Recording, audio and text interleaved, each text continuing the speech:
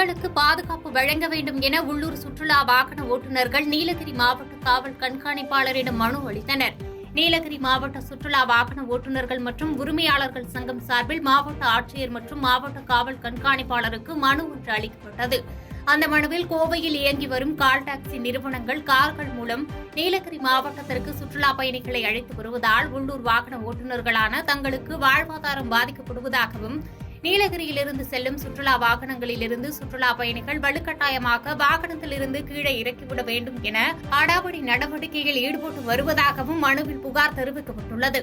இதனால் தங்களுடைய வாழ்வாதாரம் மிகவும் பாதிப்படைந்துள்ளதாக கூறியதோடு இது தொடர்பாக உரிய நடவடிக்கை எடுக்க கோரிக்கை வைத்துள்ளனர்.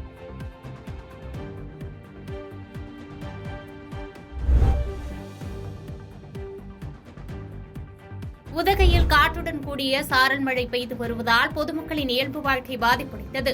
தமிழகத்தில் வளிமண்டல மேலடுக்கு சுழற்சி காரணமாக நீலகிரி மாவட்டத்தில் பரவலாக மழை பெய்து வந்தது. இந்நிலையில் இன்று உதகை மற்றும் அதன் சுற்றுவட்டார பகுதிகளில் அதிகபட்சமாக 311.20 மில்லிமீட்டர் மழை பதிவாகியுள்ளதாக வானிலை ஆய்வு மையம் தெரிவித்துள்ளது. இதனைத் தொடர்ந்து காலை முதலே மேகமூட்டத்துடன் சாரல் மழை பெய்ததால் பள்ளிக்கு செல்லும் மாணவர்கள் மற்றும் பணிக்கு செல்வோர் அவதியடைந்தனர்.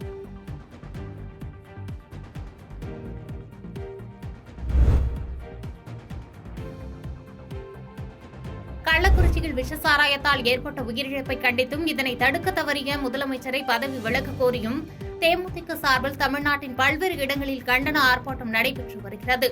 அந்த வகையில் தருமபுரியில் மாவட்ட செயலாளர் குமார் தலைமையில் நடைபெற்ற கண்டன ஆர்ப்பாட்டத்தில் 100க்கும் மேற்பட்ட தேமுதிக தொண்டர்கள் கலந்து கொண்டு கண்டன கோஷங்களை எழுப்பி ஆர்ப்பாட்டத்தில் ஈடுபட்டனர்.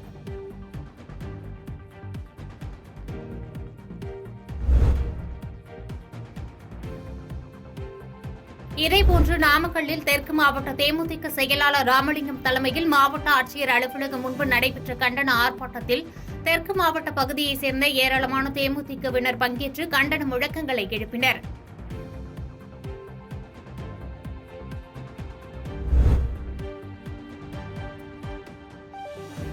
கடலூர் மஞ்சக்குப்பம் தலைமை தபால் நிலையம் அருகே தேமுதிக சார்பில் கண்டன ஆர்ப்பாட்டம் நடைபெற்றது. இந்த ஆர்ப்பாட்டத்தில் 200க்கும் மேற்பட்ட தேமுதிகவினர் கலந்து கொண்டு திமுக அரசுக்கு எதிராக கண்டன கோஷங்களை எழுப்பினர். போராட்டத்தில் அசம்பாவிதங்கள் ஏற்படாமல் இருக்க 50க்கும் மேற்பட்ட போலீசார் பாதுகாப்பு பணியில் ஈடுபட்டிருந்தனர்.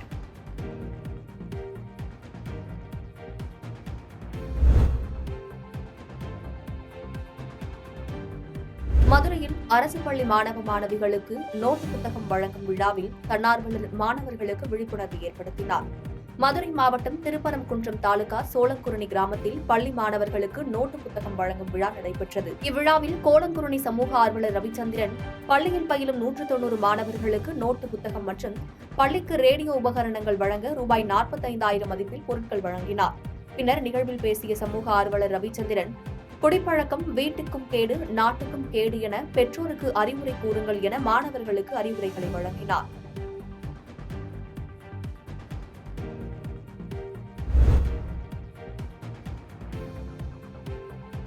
திண்டுக்கல் மாவட்டம் நிலக்கோட்டை வட்டாட்சியர் அலுவலகத்தில் 1433ஆம் பசலி ஆண்டிற்கான ஜமாபந்தி கடைசி நாள் தீர்வாயம் நடைபெற்றது.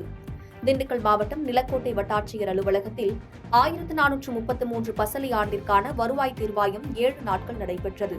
இதில் நிலக்கோட்டை வட்டாட்சியர் தனுஷ்கோடி முன்னிலையில் மனுக்கள் பெறப்பட்டது. இந்த மனுக்கள் மீதான விசாரணை வருவாய் தீர்வாய் அலுவலர் பால்பாண்டி செய்தார். இன்று நடைபெற்ற ஜமாபந்தியில் வீட்டுமனை பட்டா பிரச்சினை, நிலம் தொடர்பான பிரச்சினை, பட்டா மாறுதல் ஆகியவற்றிற்கான மனுக்கள் பெறப்பட்டது.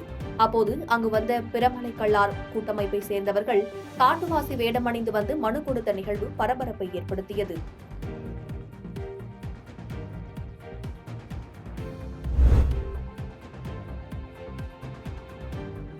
நாகர்கோவிலில் அரசு பெண்கள் உயர்நிலைப் பள்ளியில் அடிப்படை வசதிகள் ஏதும் இல்லாததால் பெற்றோர்கள் பள்ளியை முற்றுகையிட முயன்றதால் பரபரப்பு ஏற்பட்டது. கன்னியாகுமரி மாவட்டத்தில் நாகர்கோவில் மத்திய பகுதியில் உள்ள SLP அரசு மகளிர் உயர்நிலைப் பள்ளியில் சீரமைப்பு பணிகள் எதுவும் செய்யாததால் கழிவறைகள் சுகாதாரக்கேடாக உள்ளது எனவும், கதவுகள் உடைந்தும் குடிக்க தண்ணீர் இல்லாமலும் மதிய உணவு அருந்த இடமில்லாமல் மாணவிகள் அவதியடைந்து வந்துள்ளனர். இதனை அறிந்த பெற்றோர்கள் அரசு பள்ளியை முற்றுகையிட முயன்றதால் பள்ளியில் பரபரப்பு ஏற்பட்டது. சம்பவ இடத்திற்கு விரைந்த மாவட்ட முதன்மை கல்வி அலுவலர் மற்றும் கோட்டார் காவல் நிலைய காவல்துறையினர் அவர்களை சமாதானப்படுத்தினர். பின்னர் சீரமைப்பு பணிகளை முடித்து தருவோம் என உறுதியளித்ததன் பேரில் பெற்றோர்கள் கலைந்து சென்றனர். பாதகம் செய்பவரை கண்டால் நாம் பயங்கொள்ளலாகாது பாப்பா. மோதி மிதித்து விடு பாப்பா, அவர் முகத்தில் உமிழ்ந்து விடு பாப்பா. அண்மை செய்திகளை உடனுக்குடன் தெரிந்து கொள்ள இணைந்திருங்கள் இயம்நாடு தொலைக்காட்சியுடன்.